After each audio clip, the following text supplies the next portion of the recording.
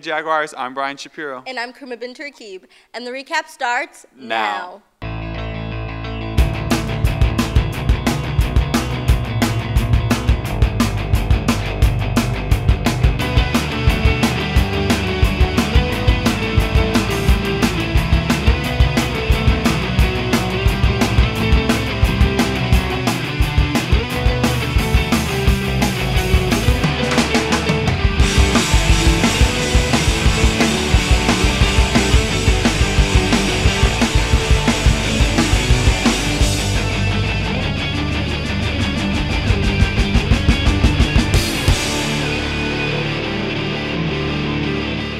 So wait, since we're not allowed to park anywhere else, is that why all those sick rides are in the lot? What do you mean? You know, all the vroom vroom and the big beep beep. I feel like taking one for a spin, bro. Sis? And I'm pretty sure they park there every day. However, they wouldn't be really happy with you taking their rides. But we do have an inside scoop on the latest whips in the lot. Check it out. Hey, I'm Yoni Muller. This is my ride.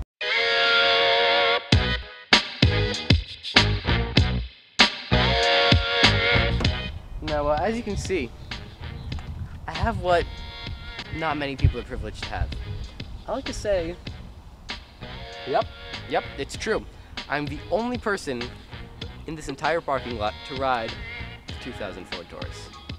Hold on a second, let's check this baby out. Start with the back, work our way up, right? Right off the bat, boom, what do you see? What do you see, huh? What's that? Right there, point it there. It's a bike rack. Yeah, you know why? I like to stay healthy. I like multiple modes of transportation, that's right. I drive somewhere, and then I bike around that place. It's good for you, think about it. All right, keep going. Tires, that's what makes your car drive.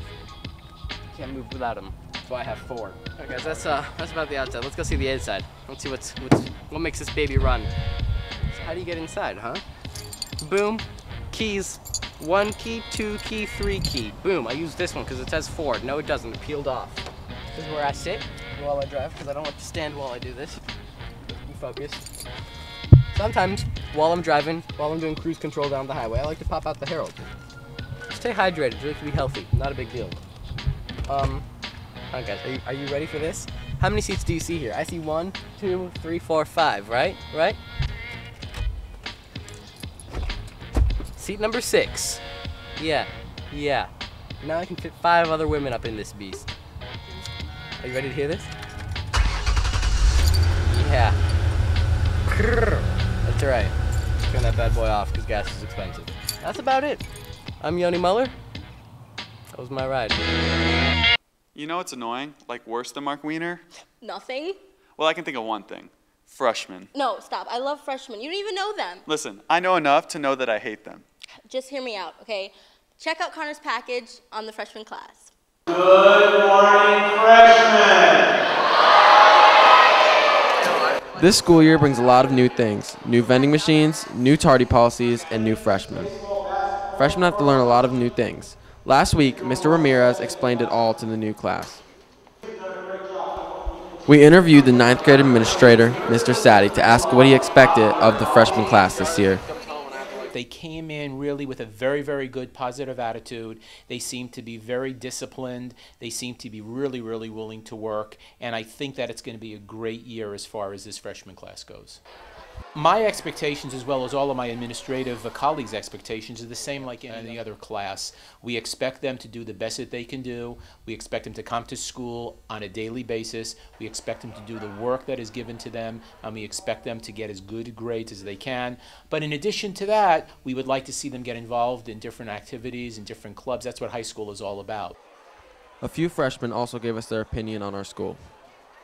I think it's going to be good. I like the people in my class and most of my teachers. Yeah, I'm nervous here. My favorite class is ceramics because it doesn't seem very difficult.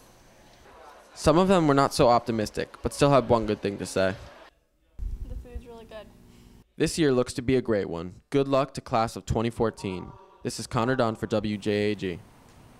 So tell me about why I go around and I see all these new adults around school. It's weird. You mean the new teachers? Yeah, I mean, I see Alonzo, I see Lehrman, I see Ramirez, but then there's all these new people. Yes, teachers. No worries, no need to fret. Check it out. With the start of the new school year, we are not only getting new students, we are also getting many new faculty members. Yes, hi, my name is Shannon Manotine, and I'm teaching ceramics 1, 2, 3, photography 1, and photography 2. My name is Colleen Stern, Mrs. Stern, and I'm an assistant principal here at Coral Glades High School. Even though the new faculty members are coming from many different places, they're all coming with years of experience. I've been teaching for 10 years. I taught in Maryland before moving to Florida High School, and then I taught at Cypress Bay High School for 3 years prior to coming to Coral Glades High. Well, I was an assistant principal at Deerfield High for 9 years. Prior to that, I was a magnet coordinator at Pompano Beach High School. I was a behavior specialist in the Blanche Ely zone for several years, and I started teaching, I won't say when, but a while ago, teaching dropout prevention and ESE students in Pompano Beach Middle School. This year, Coral Glades has hired quite a few new faculty members. Here's what they have to say on adopting the JAGS flag. I really see no difference. The students here are very talented. I see that from the very first assignments that I've already given them this week, and it seems like a great environment to be in. I'm really happy to be here. Well, I would say that being that it's a newer building, the facility is really quite superior because it is a newer building.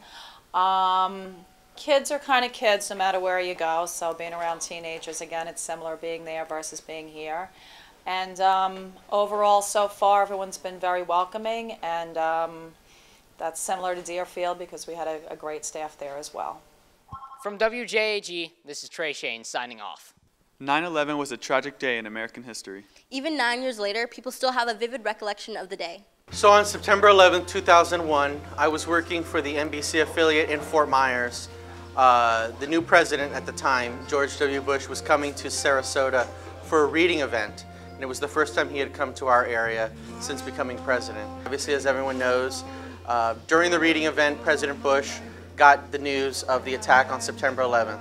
So the images that you see of him in that classroom, I was standing just a few feet away when that happened. Actually at school teaching during 9/11, and so I just remember being shocked, and as the day went on and more students started to find out about it, obviously they were very upset and devastated, and parents were showing up to pick up children, and it was really kind of chaotic. My brother has been to Afghanistan twice and Iraq twice. I mean, he's been overseas for the majority of the years since 9/11. We saw what was going on, and immediately I started crying because my aunt works in the building next to the World Trade Center. And I was worried. I was like, what if the building collapses on her building? I don't know if she was evacuated. I don't know what happened. I was really scared.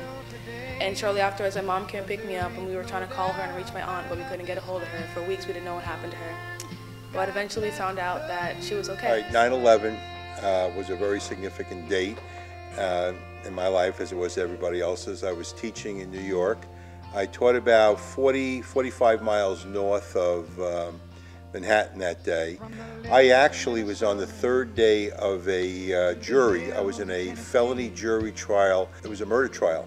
And the 9/11 happened. It was that morning. We were getting ready to go to court. The jurors, we were sitting waiting for the judge to summon us in. We saw the first radio report humorously said some plane just went into the World Trade Center, which sometimes smaller planes did that. And then the report came that it was a jet, and everybody was kind of surprised. And then very quickly, they were covering it live, then the other jet happened. And the courtroom, the jurors were quite concerned. Now we figured we must be at war. Some were calling family members. The guards came in, and then within about 20 minutes, the judge decided not to have court, and we were released. On September 11th, I was in 3rd grade. I was in North Jersey at the time, and we couldn't leave the school. We had to stay there. When I went home, eventually that day after they let us out, which was far past when we were supposed to be let out, I saw smoke. It was really hard to breathe. I saw debris. There was cop cars everywhere. Families were scared, and I remember, because I used to live near the Lincoln Tunnel. The Lincoln Tunnel was completely empty, so it was really tragic. It was a sad, tragic day. One of my daughters, her boyfriend was in the NYPD, and he with a group was telling us later, commandeered a bus from the Bronx. They put everybody off the bus, the passengers, and the police took it over and took it down to the ground zero. And he was driving the bus, and as they were going through the streets, the cars were just abandoned, and they just had to, like, you know, plow them out of the way. And when they got there, the devastation that he talked about later to us was, you could just see on his face. I remember telling him that, you know, he was definitely a man that day. Even though I was there, I was probably the most ignorant person in America at that moment, because as soon as it happened, the Secret Service got the president out of the room and put the rest of us journalists on lockdown. We couldn't ask any questions. We didn't know what was happening. We couldn't answer our cell phones. So actually, while the rest of the world was watching what was happening on CNN, we were watching nothing and knew nothing. And then a little bit later, when we did figure out what had happened, the president was rushed back to the airport to get on Air Force One. On a real personal note, my daughter Claire was attending John Jay College in Manhattan. There was no communication with people in the city. Cell phones weren't working and things like that. And I remember being in school, like I said, helping my principal, trying to find out about how my daughter was doing. Even though she wasn't in Ground Zero, she was certainly in Midtown. I took a quick moment of private reflection and prayer, and they asked that she be delivered safely to us today. And as I finished saying that private reflection, I heard the words, "Hey, Dad," and I turned around and there she was. Stand up next to you and defend her still today. 'Cause there ain't no doubt I love this land. God bless the USA.